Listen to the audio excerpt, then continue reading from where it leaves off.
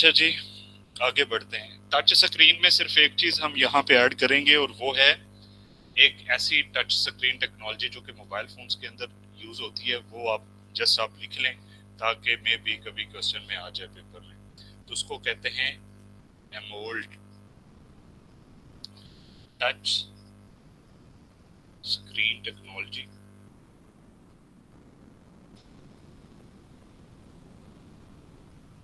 Used in Androids. Light pen या stylus, ये होता है जो कि पेन आप कह लें, एक तरह का पेन ही है जिसको, ये तो एक वाइट बोर्ड है, यहाँ पे अगर स्क्रीन लगी हो तो यही जो होगा, तो इसको हम स्टाइलिश कहेंगे। ठीक है जी। तो ये एक लाइट पेन और स्टाइलिश इस तरह का होता है जिसके ऊपर आप डिजिटल जो इलेक्ट्रॉनिक वाइट बोर्ड होते हैं उसके ऊपर लिखने के लिए इस्तेमाल होता है। अच्छा जी, it is use to touch LED, digital LED boards जो होते हैं ना, पाकिस्तान में बहुत कम है, इंडिया में बहुत ज़्यादा है। इवन हर एक एजुकेशन इंस्टीट्यूशन में लगाए हुए हैं, बल्कि बहुत सारे यूट्यूबर्स ने लगाए हुए हैं। तो वो जिस पेन के साथ लिख रहे हैं वो क्या है जी? लाइट पेन या फिर स्टाइलस। नेक्स्ट है जी स्कैनर।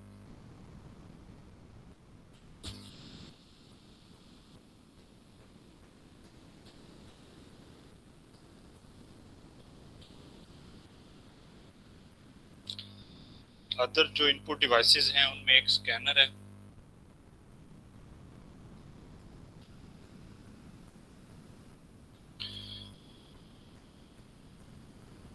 वेब कैम,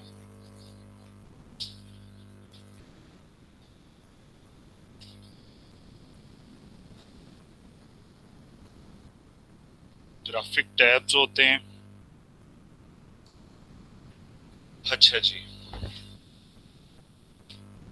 स्कैनर क्या होता है? ये हार्ड कॉपी को सॉफ्ट कॉपी में कन्वर्ट करने वाली एक डिवाइस है, use to convert hard copy into soft.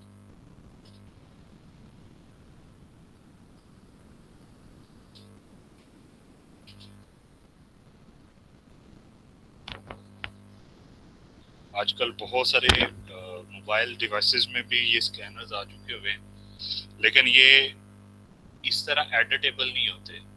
ठीक है जी, लेकिन स्कैनर एडिटेबल भी कॉपी जो है वो दे सकता है उसका। उसी तरह जो टेक्स्ट है ना, उसको स्कैन कर लेगा और वर्ड के फॉर्मेट में दे देगा, आप उसको एडिट करके उसको चेंज भी कर सकते हो।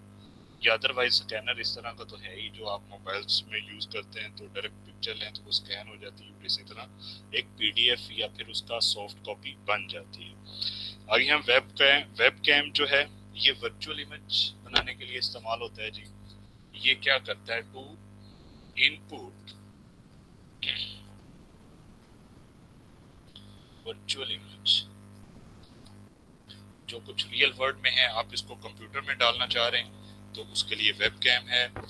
ग्राफिक टैब, ये किस मकसद के लिए होता है? ग्राफिक्स बनाने के लिए।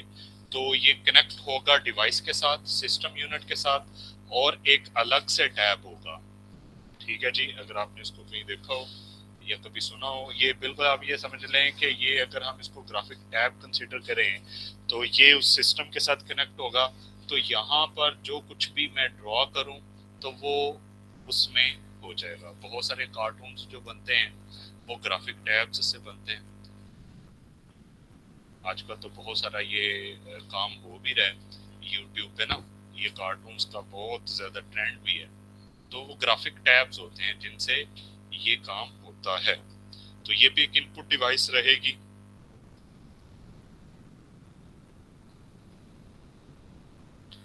आगे तीन चार इंपॉर्टेंट हैं जी, उनके बारे में बहुत सारे क्वेश्चंस भी आए हुए हैं। इनका तो ज्यादातर ये आ जाता होता है कि which of the following is input device, which of the following is output device. तो जो इंपॉर्टेंट हैं उनमें चार हैं जी। पहला रहेगा MICR,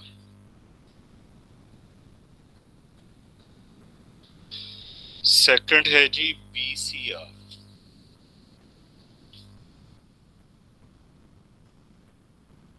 OCR, OMR,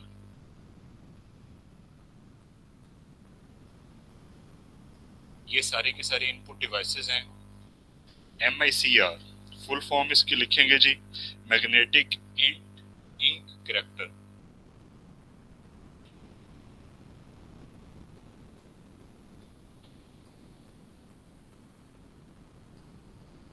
रीडर भी कहते हैं इसको, रिकॉग्नाइजर भी कहते हैं। ठीक है जी, ये इसकी फुल फॉर्म है।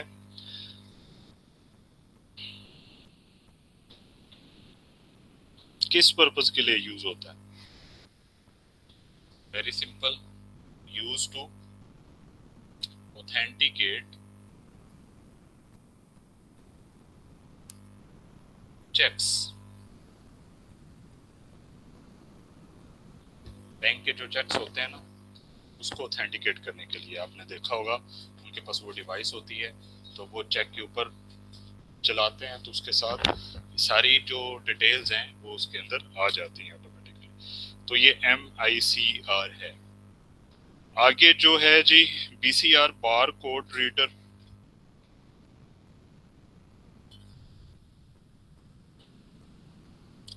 रीडर में लिख रहा हूं, लेकिन ये रिकॉग्नाइजर भी होता है, दोनों तरह से इसको यूज किया जा सकता है। ये क्या करता है जी? To find prices of products. हर एक प्रोडक्ट के ऊपर एक बार कोड होता है ना, तो उस बार कोड को रीडर होता है, जो कि आपको नजर आता है मुख्तलिफ डिपार्टमेंटल स्टोर्स में, तो जल्दी जल्दी से उनकी प्राइसेस इससे पता चलती है। OCR होगा जी, ऑप्टिक कैरेक्टर रिकॉग्निशन।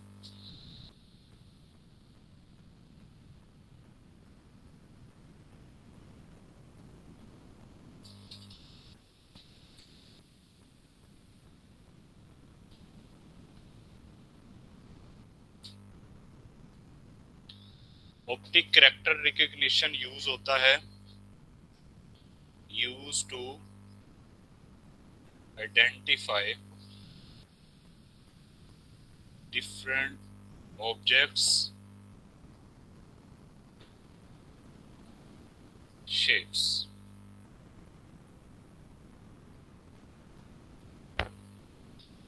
अच्छा जी, ये वाला और OMR, ये जो OCR है ये आप समझ लें कि एक तरह का ऐसा स्कैनर है जिसको आप इसकी मिसाल में ये दे सकता हूँ बेहतर। आजकल रिकॉर्डिंग पेन्स होते हैं, आपने सुना हो, मेरा तल्लुक चूंकि कुरान बोर्ड के साथ है तो मुझे इसका बहुत अच्छी तरह से इल्म है। कुरान वो होते हैं, पेन होते हैं, ठीक है जी। तो वो ये वाली टेक्नोलॉजी है, क्या करेगा, करैक्टर को रिकॉग्नाइज करेगा और बोलेगा। ठीक है जी। तो वो रिकॉर्डिंग पेन जो होते हैं ना, वो OCR होती है, उसकी टेक्नोलॉजी ऑप्टिक कैरेक्टर रिकॉग्निशन। और एंड पे है OMR। इससे भी आपको बहुत ज्यादा पाला पड़ता रहा होगा इसके साथ, optical mark reader.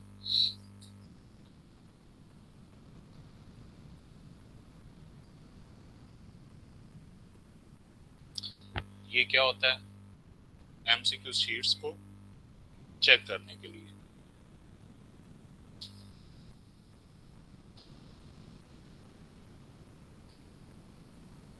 Answer sheets.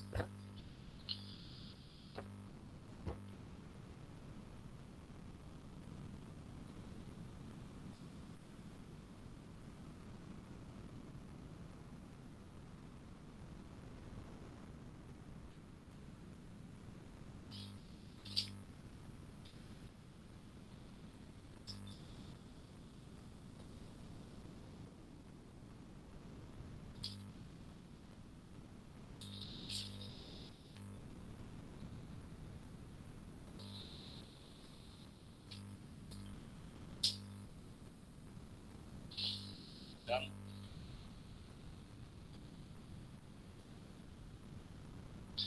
अच्छा जी, आगे बढ़ते हैं। Output devices.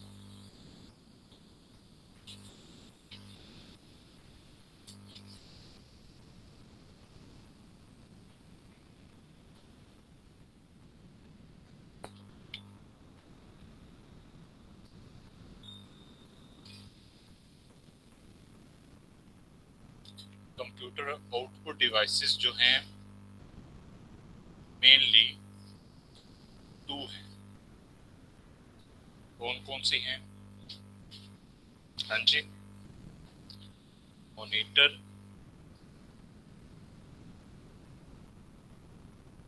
Monitor and printers. ये हैं जी दो मेन आउटपुट डिवाइसेस। कुछ दीगर भी हैं, लेकिन हम जिसको मेन कहते हैं तो उसकी थोड़ी सी वजाहत करते हैं, क्योंकि पेपर में भी उसी तरह से चीजें थोड़ी सी डिटेल्स में पूछी जाती हैं। ठीक है जी, तो सबसे पहले हम प्रिंटर्स को डिस्कस करेंगे जी। प्रिंटर्स की कुछ टाइप्स को भी डिस्कस करेंगे और उनके काम को भी डिस्कस करेंगे। तो आउटपुट डिवाइसेस में सबसे पहले printers.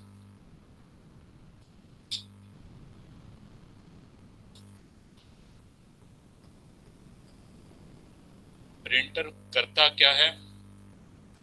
Use to give hard copy of computer soft. ठीक है जी, कंप्यूटर आउटपुट, कंप्यूटर का जो भी आउटपुट होगा उसकी हार्ड कॉपी फ्राहम करता है। ठीक है जी, इतनी बात। प्रिंटर्स दो तरह के हैं मेनली टाइप्स। इम्पैक्ट प्रिंटर्स,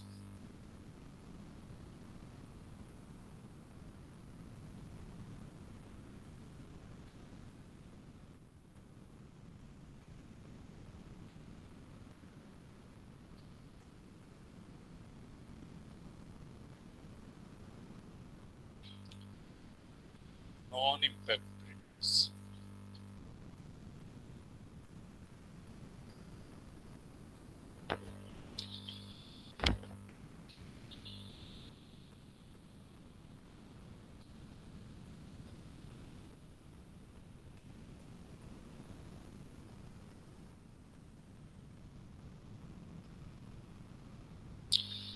अच्छा जी, पहले तो मैं इसकी आपको ना एक हायरार्की बना देता हूँ, कौन से प्रिंटर की सब टाइप कौन सी है, और फिर हम इनकी जो इम्पोर्टेंट है उनकी थोड़ी थोड़ी डिटेल्स में जाएंगे। इम्पैक्ट प्रिंटर्स और नॉन इम्पैक्ट प्रिंटर्स जो हैं। तो इम्पैक्ट प्रिंटर्स तीन तरह के हैं।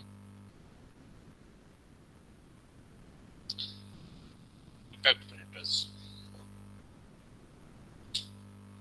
एक तो है जी, इसमें लाइन डॉट डॉट मैट्रिक्स होता है, डेजी व्हील और लाइन।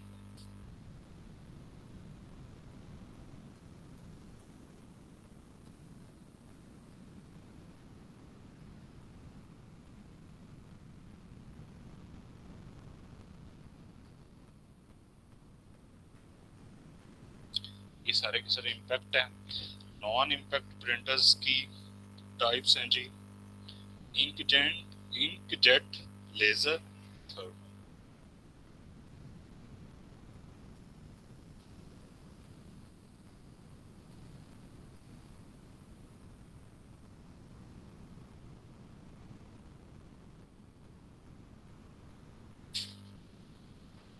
ठीक हो गया जी।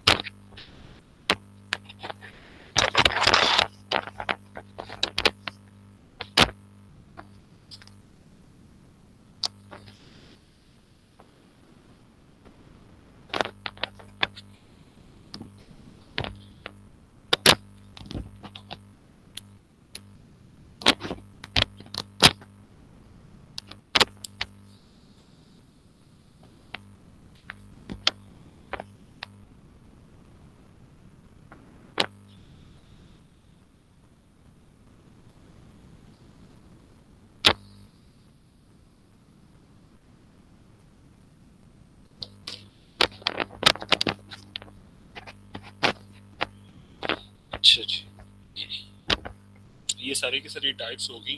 हम इनकी थोड़ी सी डिटेल्स देखेंगे, ज्यादा नहीं, क्योंकि पेपर में कुछ एमसीक्यूज इस तरह से आ जाते हैं कि ये किस कैटेगरी का प्रिंटर है, ये इस तरह के काम करने वाले प्रिंटर को क्या नाम दिया जाता है।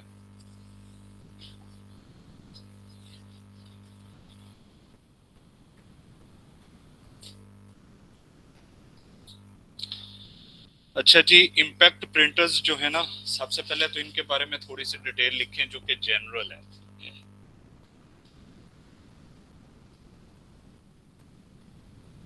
इम्पैक्ट प्रिंटर्स जो हैं वो नॉइजी होते हैं, इसके साथ ब्लैक एंड वाइट होते हैं,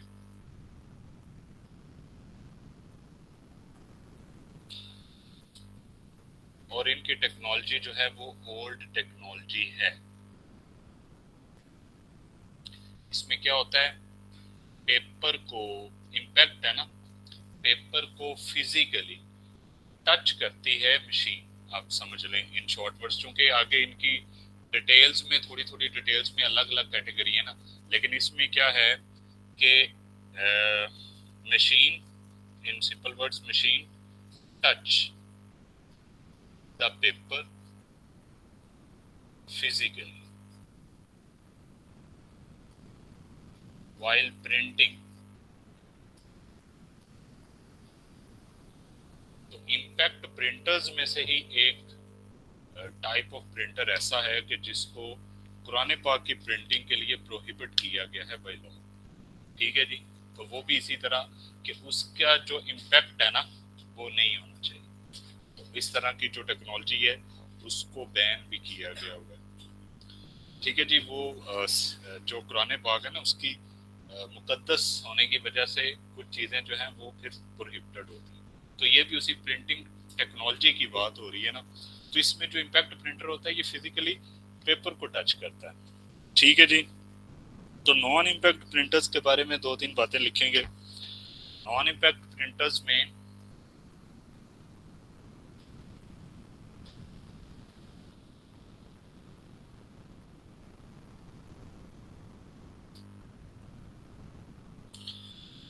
अच्छा जी, ये एक तो ये है कि करंटली जो यूज हो रहे हैं सबसे ज्यादा वो यही है। दूसरी चीज ये है कि ये स्मूथली काम करते हैं, मींस नो नॉइस। इसके अलावा ये है कि यहाँ पर लेजर टेक्नोलॉजी यूज होती है फॉर प्रिंटिंग। इसका मतलब ये है कि ये पेपर्स को टच नहीं करते।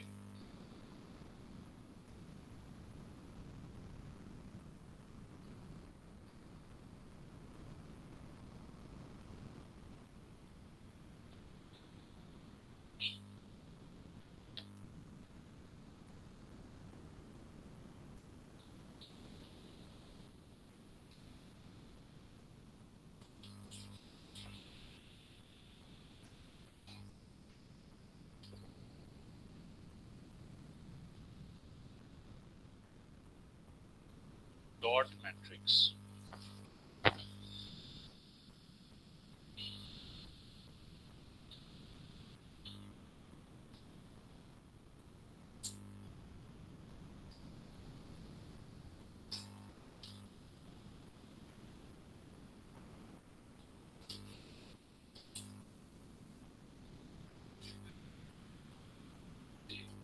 वो मैंने तरतीब आपको पहले लिखवा दी है, लेकिन जो इम्पोर्टेंट है ना उनकी कुछ डिटेल्स यहाँ पे लिखें।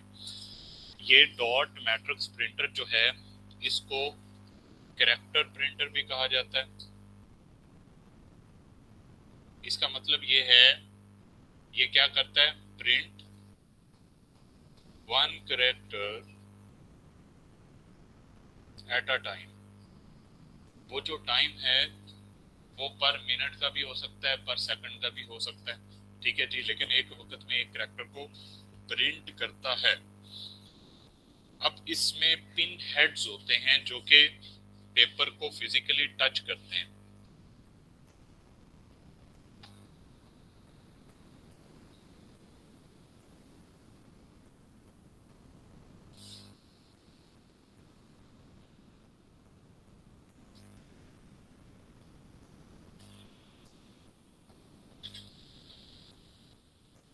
तो पेपर के ऊपर जो प्रिंटिंग होती है वो एक तरह से पिन हेड्स कर रहे होते हैं। इसकी जो स्पीड्स होती है ना, उसको मेजर करने के लिए सीपीएस यूज किया जाता है। CPS unit is used to measure the speed।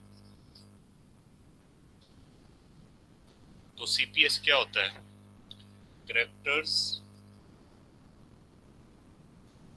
पर सेकंड।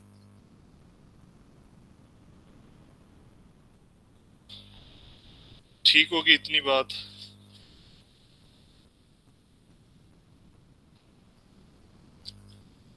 नेक्स्ट है जी डेजी व्हील।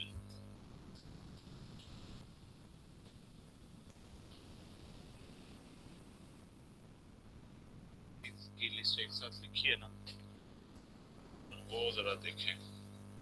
डेजी व्हील क्या है? इम्पैक्ट है, नॉन इम्पैक्ट है?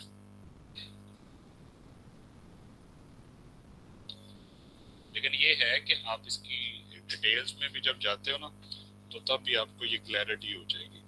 डेजी व्हील क्या करता है? ये उसकी निस्बत गुड क्वालिटी प्रिंटर है जी। इसकी स्पीड जरूर स्लो है उससे। क्वालिटी अच्छी है, स्पीड स्लो है। काम ये भी इसी तरह से ही करता है। ठीक है जी, स्पीड स्लो, क्वालिटी पे इसने कंप्रोमाइज नहीं किया, क्वालिटी इज हाई। और इसकी भी स्पीड सीपीएस में होती है, और इसमें भी पिन हेड्स काम कर रहे होते हैं। तो दोनों में डिफरेंस सिर्फ क्वालिटी और स्पीड का है।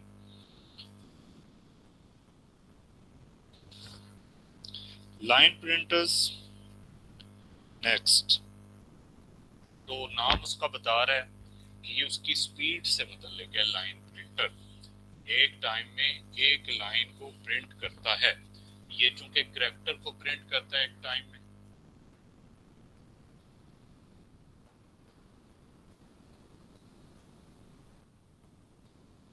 प्रिंट्स वन लाइन पर सेकंड।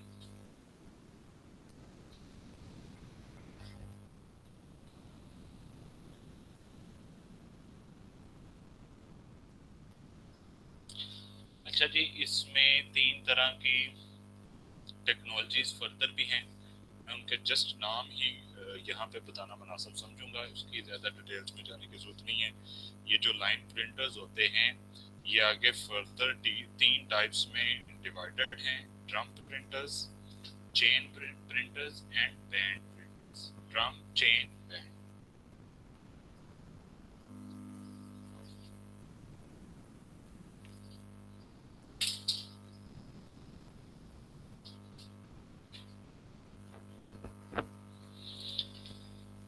ठीक है जी, इसमें जो ड्रम प्रिंटर है, आप ये समझ लें कि उसके ड्रम के ऊपर ये ख़ास तौर पे जो हमारे यहाँ आम तौर पे इस्तेमाल होने वाले ये है ना प्रिंटर्स, जो कि साथ कनेक्टेड होते हैं, उसके दरमियान जो है ना वो टोनर्स होते हैं।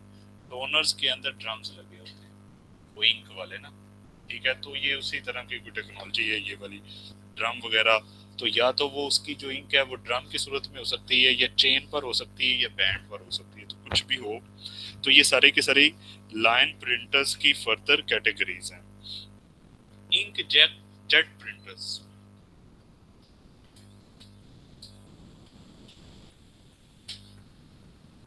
ये सेशन कब शुरू होता है, किस टाइम?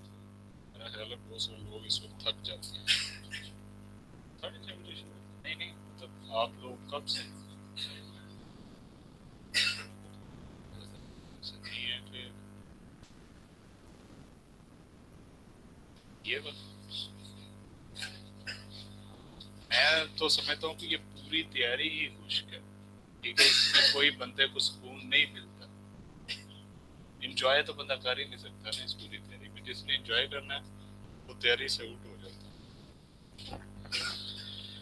अच्छा जी, नेक्स्ट हम पढ़ते हैं कि जेट प्रिंटर जो है ये कलरफुल प्रिंटर है।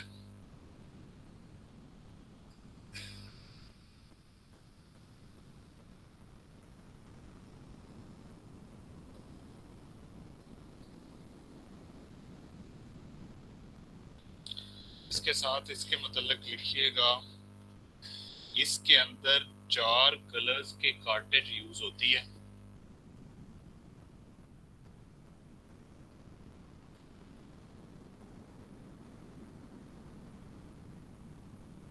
और वो जो 4 कलर्स हैं, मेरा ख्याल है यहाँ पे लिखने की जरूरत नहीं है।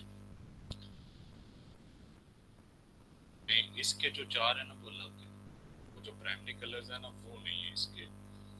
तो मेरा ख्याल है जरूरत नहीं है इसकी लिखने की ना। तो इसकी जो स्पीड है वो इसी कार्टिलेज पर डिपेंड करती है।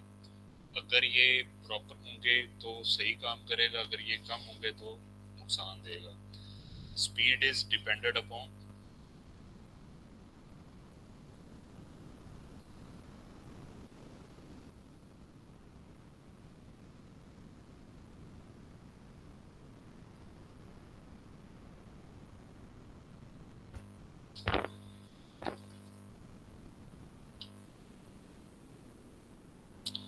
दो टाइप्स रहेगी जो प्रिंटर्स की।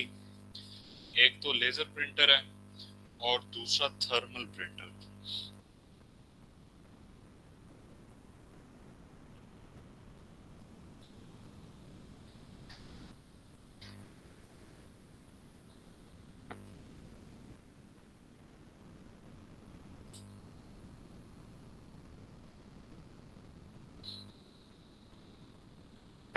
लेजर की फुल फॉर्म लिखना चाह रहे हैं आप? Light amplification for stimulation emission. लिख लें इसकी full form, light amplification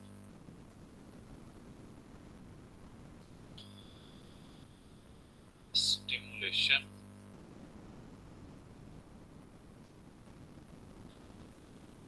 stimulation emission of radiation.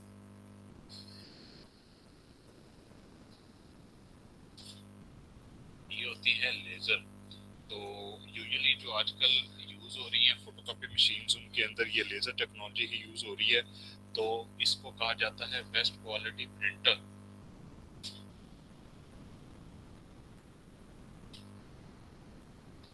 Best quality printer है और इसकी अपनी मेमोरी भी होती है।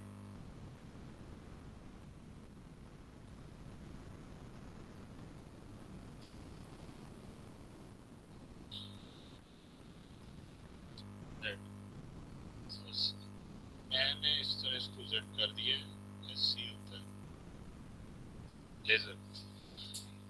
अच्छा जी, इसकी जो स्पीड होती है वो डीपीआईज में होती है, डॉट्स पर इंच। तो 300 डीपीआई से 600 डीपीआई तक इसकी स्पीड है।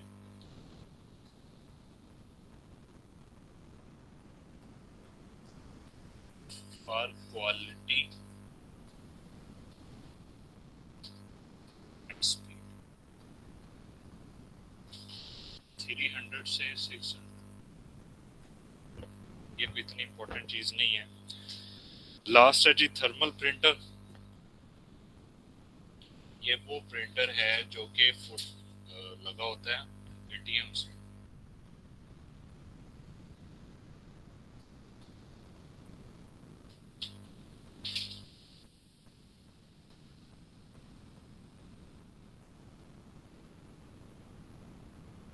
अच्छा जी, एटीएम्स के साथ या फिर आप कह लें कुछ जो बिल्स बनते हैं ना, बहुत सारी जो ये शॉप्स होती हैं, उनके जो बिलिंग होती है ना, वो भी इस तरह के थर्मल प्रिंटर्स पर होती है।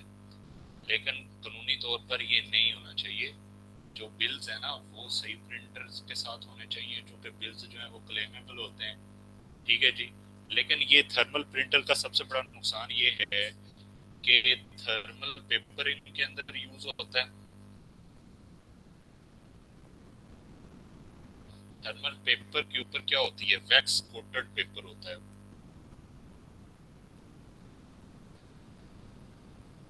तो क्या होता है, कुछ टाइम के बाद वो जो इंक है ना वो ऑटोमेटिकली उड़ जाती है, क्योंकि उसकी जो वैक्स है वो जब तक रहेगी तब तक तो ये इसकी इंक रहेगी इसका, अदरवाइज ये उड़ जाते हैं। तो जितने भी एटीएम्स के अंदर पेपर्स होता है वो वैक्स कोटेड होता है और उसकी इंक खत्म हो जाती है। तो शॉपिंग मॉल्स और एटीएम्स वगैरह में ये वाले जो है ना वो प्रिंटर्स यूज होते हैं।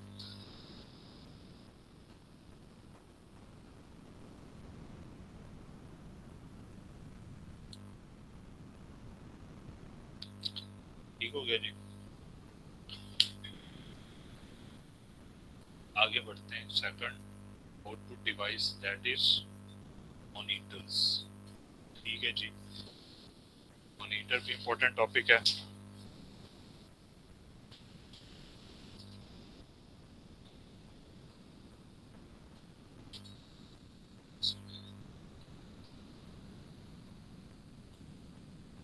स्क्रीन क्लियर नहीं है।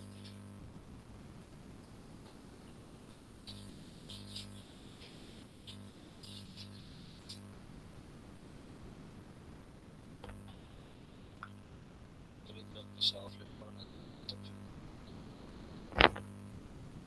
तो फिर ठीक है।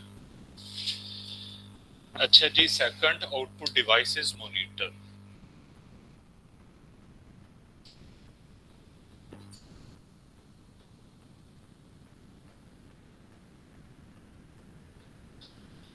मॉनिटर्स क्या होते हैं जी? ओ से यही से ओ से यूज टू शो आउटपुट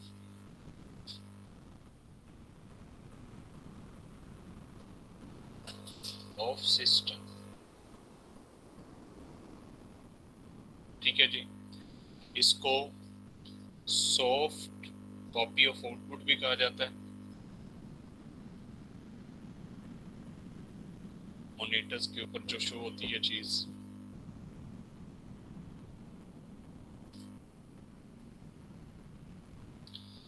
अच्छा जी, इसके अंदर आरजीबी कलर स्कीम यूज होती है। RGB stands for red, green colour scheme.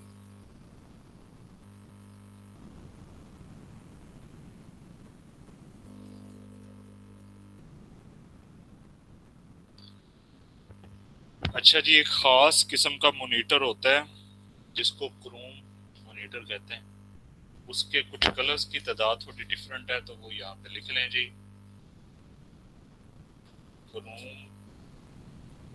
Monitor has 256 colour schemes.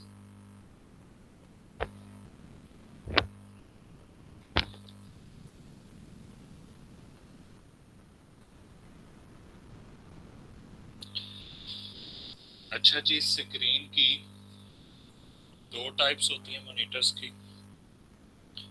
Mainly दो टाइप्स होती हैं, या आप थ्री टाइप्स कह लें।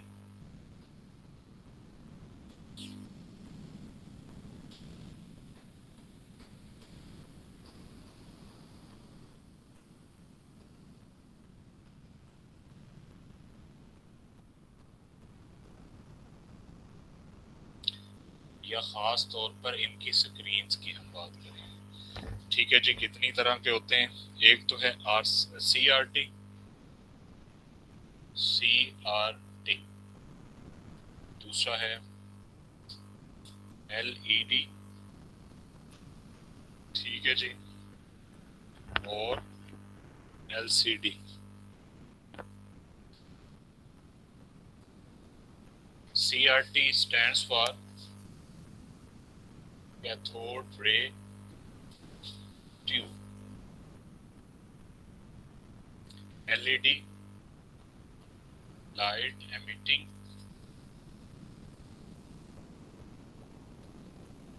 Diode. LCD liquid crystal display. तीन तरह की कंप्यूटर स्क्रीन्स होती हैं मॉनिटर्स की।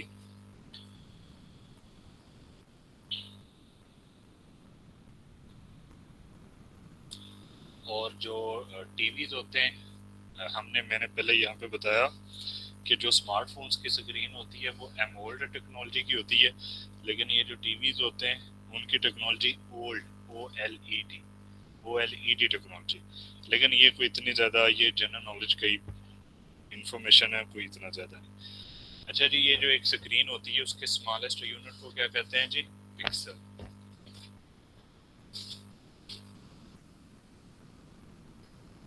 स्मॉलेस्ट यूनिट ऑफ स्क्रीन या फिर पिक्चर, कौन से पिक्चर? जो कि सॉफ्ट फॉर्म में या वर्चुअल पिक्चर होती है ना, उसकी बात हो रही है। अगर वो प्रिंटेड है तो वो एक अलग चीज है। ठीक है जी, स्मॉलेस्ट यूनिट ऑफ स्क्रीन या पिक्चर इज पिक्सल। ठीक है जी, तो इसके साथ एक रेजोल्यूशन होती है। रेजोल्यूशन क्या चीज है? क्वालिटी है, लेकिन उसमें क्या होता है? Number of pixels in height multiplied with number of pixels in width। Length कह लें, हाइट एंड लेंथ, तो उसको कहा जाता है रेजोल्यूशन। और ये रेजोल्यूशन क्या डिसाइड करती है? अगर ये रेजोल्यूशन ज्यादा होगी, ठीक है जी, तो उससे क्या होगी? जो इमेज क्वालिटी है वो एचडी हो जाएगी। तो HD stands for high definition. तो ये छोटे छोटे पॉइंट्स हैं जो कि प्रिंटर मॉनिटर्स के हवाले से हमने नोट किए, इससे ज्यादा कुछ नहीं।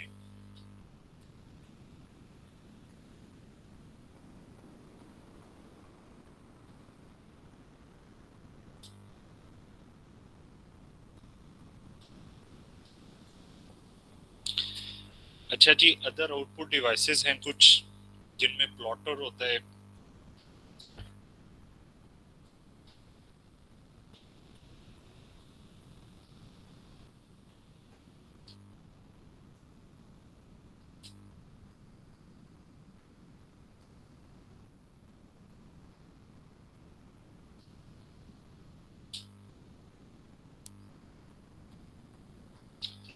प्लॉटर क्या होता है? ये आउटपुट डिवाइस है, लेकिन क्या करता है जी? वर्क्स एज प्रिंटर, लेकिन ये प्रिंटर नहीं है। ठीक है जी, एक अलग चीज है। किस मकसद के लिए यूज होता है? Use to draw graphics. Simple सी बात है। आप देखते हैं जो कि कार्ड्स बनाते हैं, ठीक है, कार्ड्स बनाते हैं, इसके साथ आप तस्वीरें बनाने वाले, प्रिंट करने वाले जो लोग हैं, उनके पास जो प्रिंटर होता है ना एक खास तरह का, तो वो प्लॉटर है। कि प्रिंटर एक अलग चीज़ है। प्रिंटर ज़्यादा से ज़्यादा एक पेपर पर बहुत बेहतर से बेहतर भी प्रिंट देगा, तो वो अच्छा तो नहीं लगता ना। लेकिन ये जो कार्ड्स बनाते हैं, ये जिस तरह की पिक्चर्स को प्रिंट करते हैं, तो वो प्लॉटर होता है जिसके ऊपर वो पिक्चर्स वगैरह सारा कुछ बन रही होती है।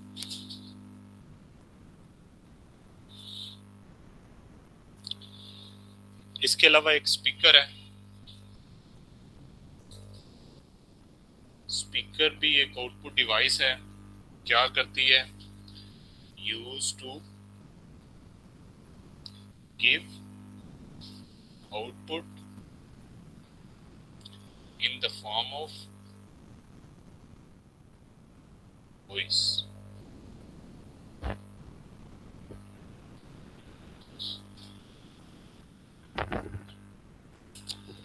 एक दो चीजें और लिखेंगे, इसके बाद ये वाला टॉपिक क्लोज हो जाता है।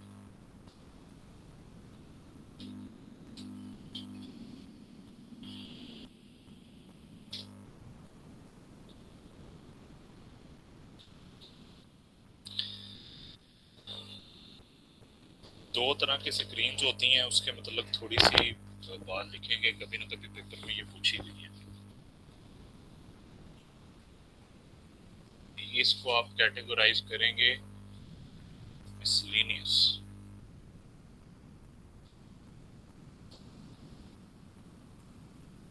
या फिर आप इसको कह सकते हैं, ठीक है, ठीक है जी, कंप्यूटर से मतलब है, ठीक है। तो दो चीजें हम इसमें करेंगे जी, एक मोनोक्रोम स्क्रीन होती है जी,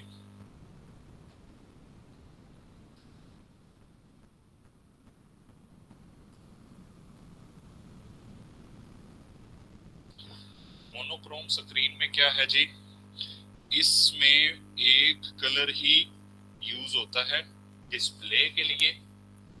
आप ये समझ लें कि two colours are used to display output. इसमें क्या होता है, one colour is used to show front front front कह लें, टेक्स्ट कह लें, या फिर साइड भी कह सकते हैं। और जो दूसरा कलर होता है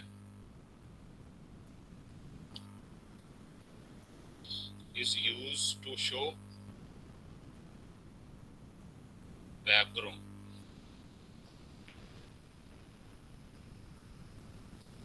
ब्लैक एंड व्हाइट टीवी देखा हुआ है किसी ने, तो वो मोनोक्रोम स्क्रीन, एक कलर जो है फ्रंट टेक्स्ट शो करता है और दूसरा कलर जो है वो बैकग्राउंड को शो करता है, ठीक है।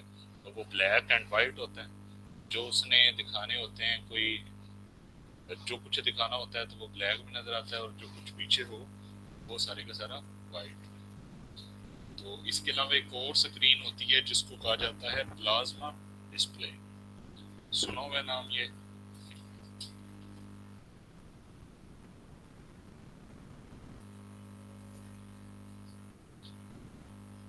प्लाज्मा डिस्प्ले होता है जी, टेक्नोलॉजी यूज होती है, यानी डिस्प्ले टेक्नोलॉजी है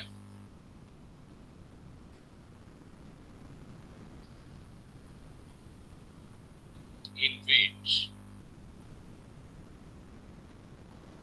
gas is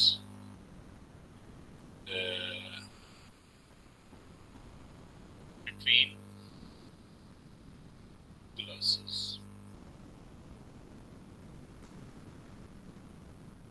ग्लासेस या फिर ग्लास शीट्स,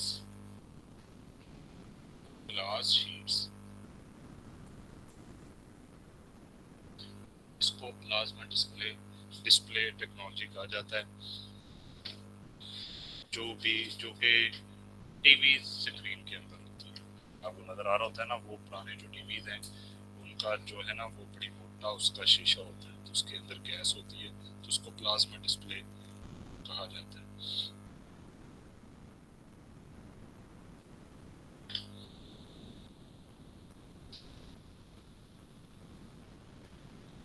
आगे हम मुख्तसर सा एक टॉपिक करेंगे जिसको हमने सबसे पहले करना चाहिए था लेकिन नहीं कर सके। जहाँ तक चीज़ें हम उसमें देख लेते हैं जितनी होगी, या फिर कभी भी एक्स्ट्रा टाइम मिलेगा तो जितनी रहेगी उनको हम बाद में कर लेंगे। तो मेरा ये काम होता है कि जितनी भी इम्पोर्टेंट चीज़ें होती हैं वो सारी की सारी मैं कोशिश करता हूँ कि कन्वे कर दी जाए थ्रू प्रॉपर कॉन्सेप्ट, ठीक है जी। तो हम शुरू में कंप्यूटर की बात करेंगे। मिसाल के तौर पे आप ये समझें कि we are starting the subject of computer right now.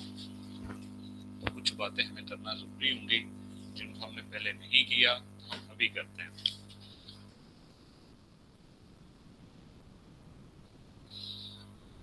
ठीक है जी, जहाँ तक चीज़ें लिख लें क्योंकि हमारे पास कुछ टाइम है तो हम उसको वेस्ट नहीं करें। ठीक है जी, हमारा वो वाला टॉपिक फिनिश हो चुका है और नेक्स्ट हमारी क्लास में अगला टॉपिक होगा। ठीक है जी, तो उससे पहले चंद एक चीज़ें, तो बहुत बच्चों वाली बातें आपको लगेगी लेकिन एक टाइम पे लगेगा आपको कि ये सारी बातें इम्पोर्टेंट हैं। तो कंप्यूटर क्या है जी? कंप्यूटर एक इलेक्ट्रॉनिक मशीन है जी। कभी ना कभी आपने ये डेफिनेशन मैट्रिक में याद की होगी, इलेक्ट्रॉनिक मशीन। ठीक हो गया जी। क्या करती है? टेक्स इनपुट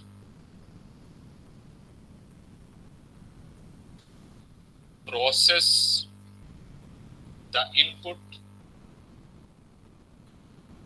कहाँ पे इनपुट को प्रोसेस करती है? अंडर द इंस्ट्रक्शंस, अपनी मर्जी से कुछ नहीं करती, under the instructions given by user and gives output. तो वो जो मशीन होगी वो कंप्यूटर कहलाएगी। ठीक है जी, आगे बढ़ते हैं। ये छोटे छोटे कॉन्सेप्ट्स भी बीपीएससी ने पूछे होते हैं और वहां पे लोग कंफ्यूज होते हैं, वो इंशाल्लाह बहुत सारी चीजें आपकी क्लियर करता हूँ।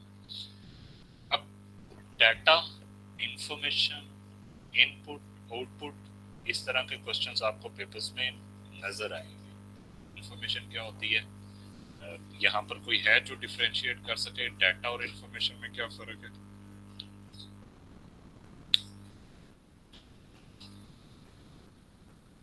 इसका लफ्ज़ी मतलब तो ये बनेगा, लेकिन कंप्यूटर की लैंग्वेज में हम इसको क्या कंसीडर करें? डाटा में और इंफॉर्मेशन में क्या फर्क है? स्टोर नहीं हो सकती इंफॉर्मेशन, इसलिए मैं कह रहा हूँ ये सारी चीजें इंपॉर्टेंट है, पेपर्स में सारी पूछी गई। डाटा होता है रॉ फॉर्म में, जिसके ऊपर कोई काम ना हो ना, वो डाटा हो। लेकिन इंफॉर्मेशन होती है आफ्टर प्रोसेसिंग। ठीक हो गया जी? तो आउटपुट फिर क्या होती है? डाटा और इंफॉर्मेशन तो जनरल कॉन्सेप्ट है, वही इंफॉर्मेशन जब कंप्यूटर देता है तो उसको हम आउटपुट कहते हैं, लेकिन जनरल फॉर्म में इंफॉर्मेशन होगी वो। ठीक हो गया? इस तरह के छोटे छोटे कॉन्सेप्ट्स हैं, आप इसको इजी मत लीजिएगा, अदरवाइज आपके एक एक नंबर जहाँ पे जाके काउंट होता है ना, तो वहां पे फिर प्रॉब्लम होती है। 5 से 7 पोस्ट्स मेरी ऐसी गई हैं जिनमें या तो 0.25 का था या 0.5 का था या 1 मार्क्स या लेस देन 1 मार्क्स। ठीक है जी? जो नहीं हो सका तो फिर आप या तो आप हीरो हो या फिर आप जीरो हो, कोई दूसरी बात है ही नहीं। ठीक है ना? अगर नहीं है तो फिर कुछ भी नहीं। तो इसलिए एक एक नंबर बहुत इंपॉर्टेंट होता है कंपटीशन। तो यहाँ पे आप लिखिएगा डाटा। डाटा होता है a raw form of anything। ठीक है जी? तो इंफॉर्मेशन क्या होती है?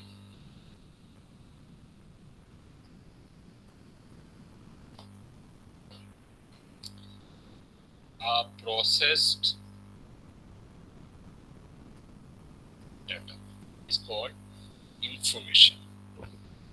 Output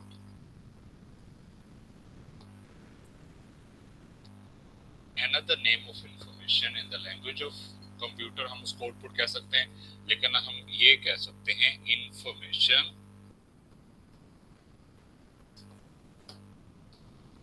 provided by computer after processing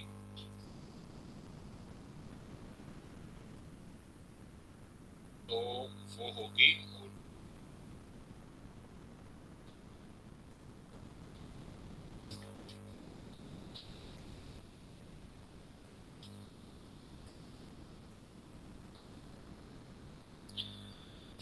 अच्छा जी, कंप्यूटर जो है वो कॉम्बिनेशन ऑफ वेरियस थिंग्स होता है, तो उसमें जो दो चार चीजें हैं हम उनकी बात करेंगे।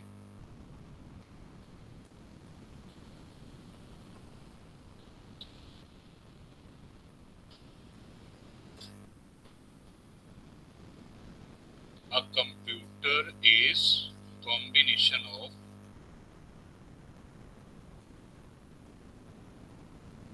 devices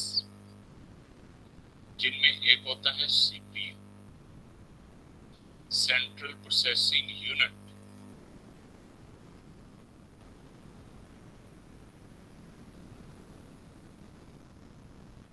इसको सिस्टम यूनिट भी कहा जाता है।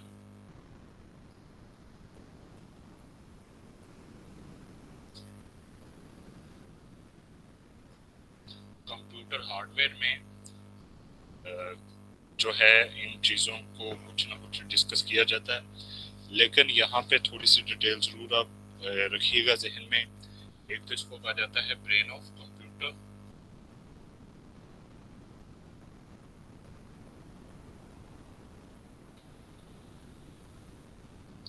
सीपीयू के अंदर ही होता है एक मदरबोर्ड, इसके अंदर होता है मदरबोर्ड। ये क्या चीज है? इसके साथ all peripheral devices and power supply unit is connected. All the devices of CPU, कह सकते हैं जी, all the devices of CPU, peripheral devices,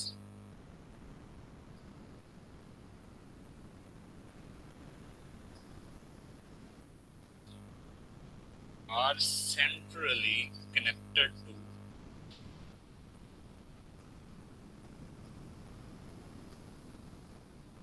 motherboard।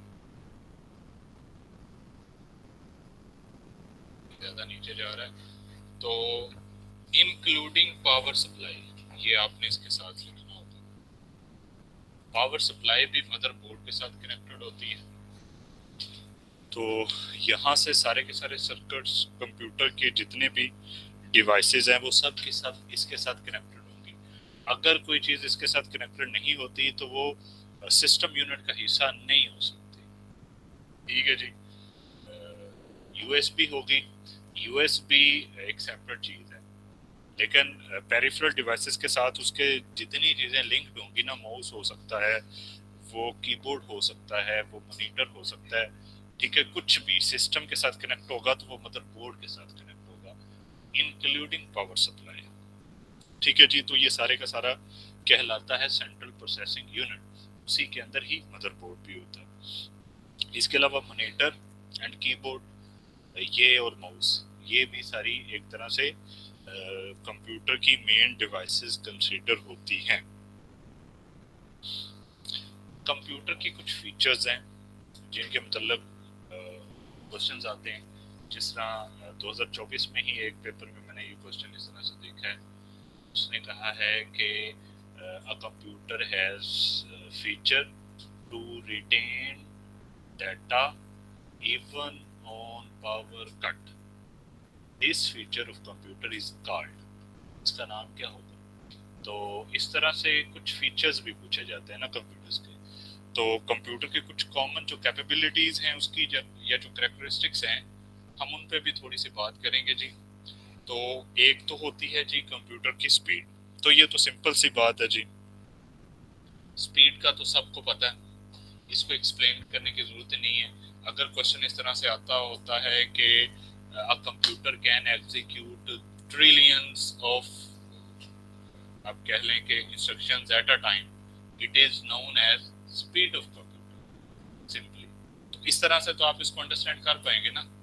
अगर क्वेश्चन किसी तरह से आ जाता है, जो चीज़ें ज़्यादा इंपॉर्टेंट है ना उनको मैं मेंशन करूंगा, ताकि आपके कम से कम टाइम में ज़्यादा से ज़्यादा चीज़ें आपकी कवर अप हो सकें। तो स्टोरेज कैपेसिटी होती है, ये क्या है? ये ऐसा फीचर है कंप्यूटर का जिसमें मैक्सिमम डाटा को स्टोर किया जा सकता होता है,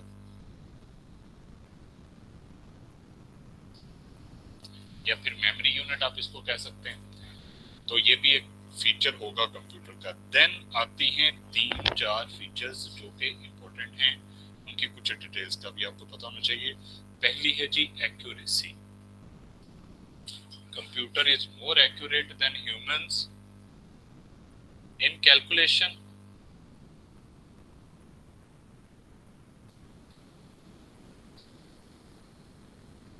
और स्पीडी and accurate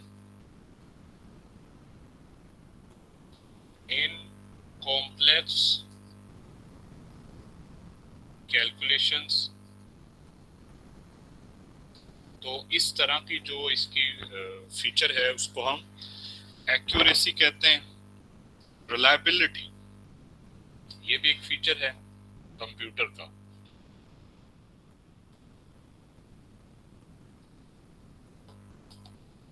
रिलायबिलिटी का मतलब ये है कंप्यूटर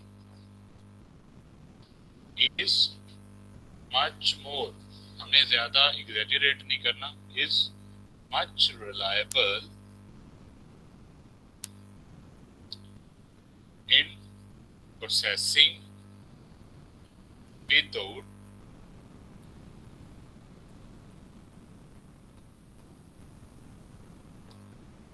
एरर। एरर फ्री होने में सबसे ज्यादा रिलायबल कंप्यूटर है, हमसे भी ज्यादा। ठीक है ना? जो रोबोटिक्स है उनमें यही चीज है ना, रिलायबल वो ज्यादा है, उनको एक काम जो कोडिंग मिल गई अब उससे आगे पीछे नहीं होंगे। देन है जी किसमें, एक्यूरेसी। एक्यूरेसी में भी आ सकता है वो एरर फ्री है, एक्यूरेट करना, ठीक हो गया। लेकिन जो रिलायबिलिटी है ना, ये होता है कि आप किस पे भरोसा कर सकते हैं, काबिले भरोसा हम इसको इसलिए कह रहे हैं कि ये एरर फ्री है। Then we go with versatility. Versatile, आप ये कहें कि एक बंदा जो है ना हमारे जैसा, वो एक दो तीन या चार मैक्सिमम डिफरेंट काम कर सकता है। लेकिन जो कंप्यूटर होता है उसके अंदर ये वर्सेटैलिटी होती है कि वो thousands types of tasks can perform at a time.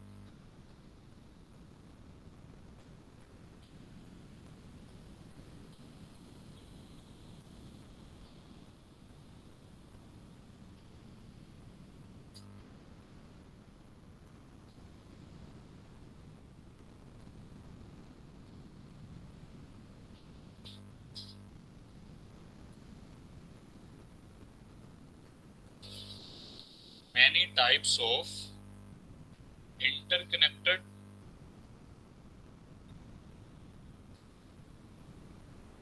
and not interconnected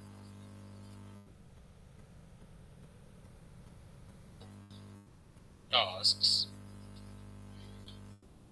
can be performed on computer, जो कि इन जनरल सेंस एक बंदा नहीं कर पाता। ठीक है जी, इंटरकनेक्टेड हूं या ना हूं, दोनों सूरतों में ये काम बहुत ज्यादा करता है। नेक्स्ट है जी डिलीजेंस।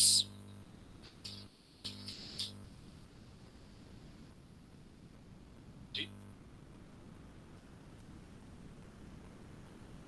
वो डिलीवरेंस था। अच्छा जी, पेपर आप जरूर दिया करें, चाहे आपकी तैयारी ना भी हो, पेपर जरूर देने चाहिए और पढ़ने भी चाहिए। जो पास में पेपर्स आए हुए ना, इससे बहुत फायदा होता है। जिस तरह मैंने बताया ना कि एक ही पेपर दिया है तो उसमें 4 एमसीक्यूज बिल्कुल अगले वाले पेपर में थे, ठीक है ना? तो ये बहुत सारा बंदे को एक्सपीरियंस होता है। एक बार जो चीज़ करते हैं ना, वो जब हम खुद से रेक्टिफाई कर लेते हैं बाद में आके कि अच्छा ये इस तरह से था तो मैं यहाँ पे ये कंफ्यूजिंग था क्वेश्चन, तो बाद में आप जब उसको देख लेते हो, कर लेते हो, तो वो एक तरह से आपके लिए बहुत बेहतर रह जाता है और बहुत अच्छा एक्सपीरियंस भी होता है। आप अपने नॉलेज को जज कर सकते हो। और अगर आप अपने नंबरों में बहुत पीछे हैं तो फिर भी टेंशन लेने वाली ज़रूरत नहीं है, ठीक है जी। तो अगर आप मेहनत करते रहते हैं तो कभी ना कभी जाके कुछ कुदरत की तरफ से ही आपको कहीं ना कहीं सपोर्ट मिल जाती है। मैं तो ये समझता हूँ कि जिस पोस्ट पे मैं हूँ, इस पोस्ट में जितने मेरे नंबर आए थे, मैं नहीं समझता कि उसमें मेरी इतनी मेहनत होगी। कुछ ऐसे भी आ जाते हैं जहाँ पे अल्लाह ताला ने कुछ बेचना हो ना बंदे को, उसकी किस्मत में हो। लेकिन कोशिश, ये जो असबाब हैं इनको इख्तियार करना ये जरूरी है। डिलीजेंस की बात करेंगे जी।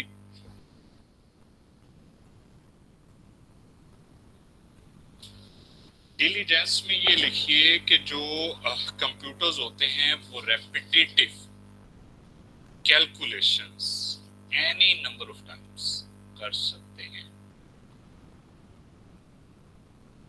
रेपिटेटिव, रेपिटेशन है ना, रेपिटेशन आप कह लें, repetitive calculations with any number of times।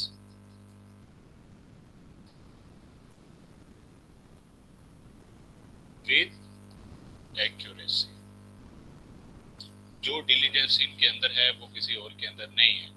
ठीक है, आप मुझे 2+2 3 बार पूछो, 4 बार पूछो, थोड़ा सा इसके ज्यादा टफ करोगे तो मुझे थोड़ा ना टेंशन हो जाएगी, लेकिन इसको टेंशन नहीं है। डिलीजेंस है इसमें, रेजिलियंस।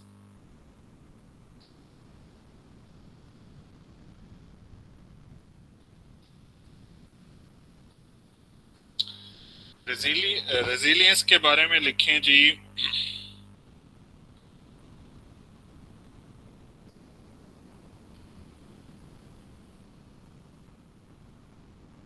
ये वही बात है कि ये जो है डाटा को रिजिलिएट करता है। ठीक है जी, अगर आप इवन यहाँ तक भी क्वालिटीज मौजूदा जो सिस्टम्स हैं या जो अपडेटेड सिस्टम्स आ रहे हैं उनके अंदर है कि आप कोई काम सेव नहीं भी करते। ठीक है जी, और अब तो आपको ये भी कॉमनली प्रैक्टिस में नजर आता है कि जब आपका सिस्टम शटडाउन भी हो जाए तो जब आप दोबारा चलाते हो तो मिसाल के तौर पे आपने मल्टीपल टैब्स ओपन किए हुए थे क्रोम पे, ठीक है, मल्टीपल टैब्स, तो वो सारे आपको दोबारा देने के लिए तैयार होता है कि आप एक क्लिक करें तो वो सारे के सारे दोबारा आपके आ जाएंगे। जहाँ जहाँ पे आप जो जो ऑपरेशंस कर रहे थे तो सब कुछ आपके सामने आ जाएगा। तो जो हम पढ़ते रहे ना कि रैम जो है वो डाटा लॉस कर देती है, तो अब जो फ्यूचर की जो रैम्स आ रही है ना वो भी उनके अंदर ये क्वालिटी आना शुरू हो गई है। तो वो जो एमसीक्यूज जो मैंने सबसे शुरू में बताया था आपको कि इसके अंदर कंप्यूटर के अंदर रेजिलियंस होती है, can work at any level of stress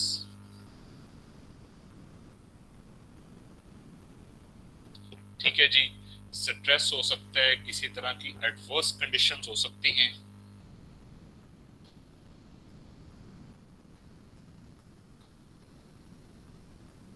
असल में जो हम हैं, हमारी जो मेमोरी है या हमारे जो मामलात हैं वो इन्वायरमेंट से बड़ा मुतासर होते हैं, इफेक्ट होते हैं, लेकिन ये जो है कि ऑपरेशनल रहता है इन एडवर्स कंडीशंस।